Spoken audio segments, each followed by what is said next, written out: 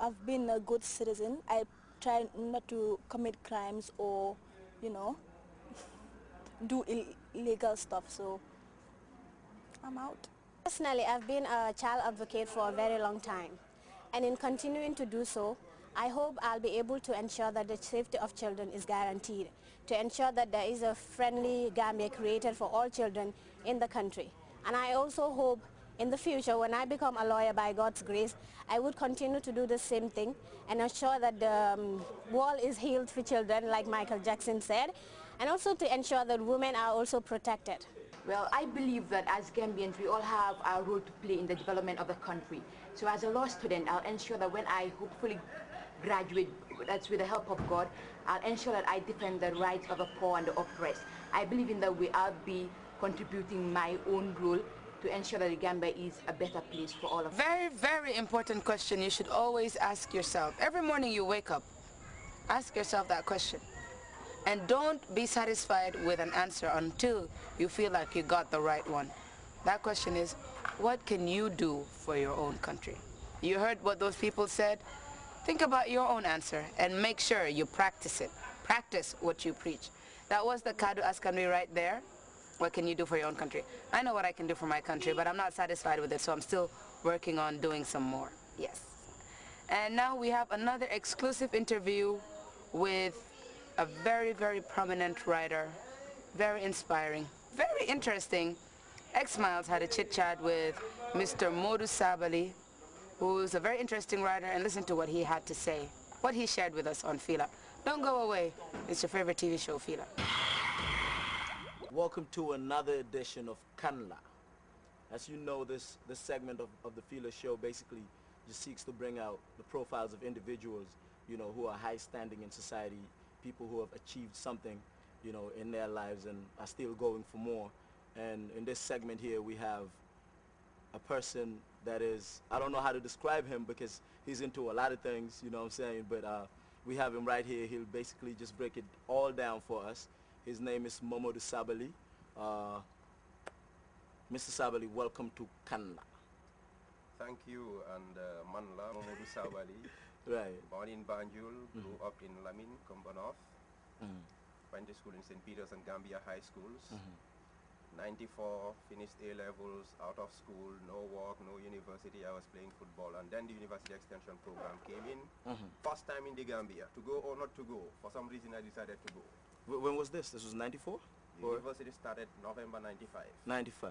And I joined, and it has made all the difference in my life. Man, I was in middle school back then. Yeah, I know. You are the Fila generation, so I didn't expect you to be older than that. Yeah. Yeah, so that's like a brief synopsis of your educational career. Absolutely. Is that where you stopped? No, I finished 99, you took it further. First batch. Right. And took up then I was working at the Department of Youth and Sports also. Right. And then whilst you were going to the university. I was going to the school. I was also doing some youth work. And right. I graduated February 99. September 99 I started work at the Central Bank as a research economist. Did 5 years there. Wow. Sixth year, 2005, I left for the United States to do a master's in economics at Georgia State University. Wow. And then came back 2008. Went back to the bank, worked again another year, and then in late 2009, early 2010, I joined the Ministry of Finance as Director of Budget, and that's where I still work. Well, that's pretty rich if you ask me.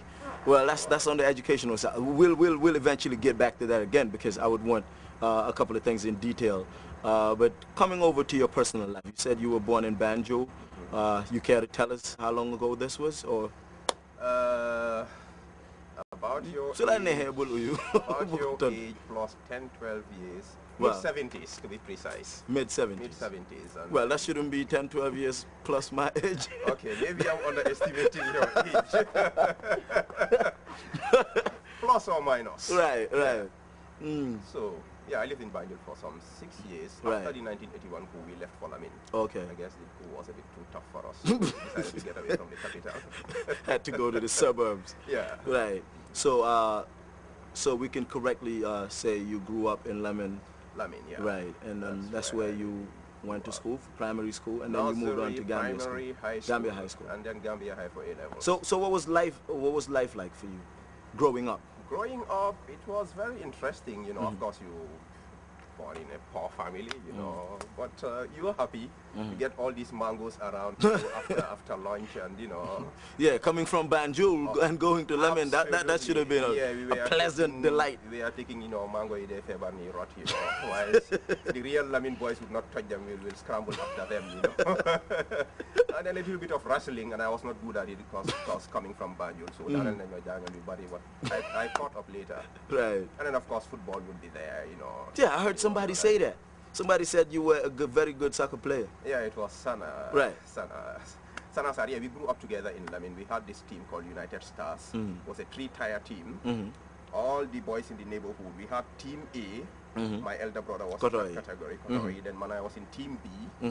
And Sana was in Team C, but he was so good, we were also taking him on board in Team B, you know. Right. But then they dance down. Why should dance in a way he stays at Team C? He doesn't come to Team B. So we had this wonderful structure that really made life fun growing up in Lamin. Yeah, that must have been pretty interesting.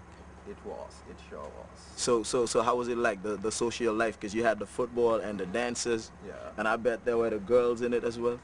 They are always there, you know. Yeah, they have to be in the equation they are somehow. Always there, but I don't think I was that much into them, you know. I know you wouldn't let on, you know, but you know, they are always basically there. we're just trying to know who the man is, the man behind the man, you know, like the man behind the facade that people see, you know. So. But yeah, Sachin and Mango, you know, we also did some little stealing of corn, maize, you know, boha, and then growing up in Gambia. The worst of it was, you know, go to a nar shop. You know, a group of you say the Jaima Attire, and Attire Vinyata Lama said, gives it to you, and pass and that guy runs away with it. Kids, don't try this. We live in different times now. You know, this was done in the 80s, I guess, right? You know. Right. So you had to balance all the interesting social activities with education. And how were you able to do that? For some reason, because I heard you were a very brilliant student. I did a little bit of research, you know what I'm saying? So they told me he was always there, on point. So how were you able to balance that? I was predisposed to learning. I happened to be smart. I don't know how I got that. And then, you know, I went to school, worked hard. Right. I think there was a little bit of luck also. I mean, I'm not saying all my progress is based on luck. Right. Right. But that, I mean, coming from a family where nobody had ever been to high school, and I'm the last born of my parents. Right. I went to Lamin School, but at grade 4, we had this wonderful head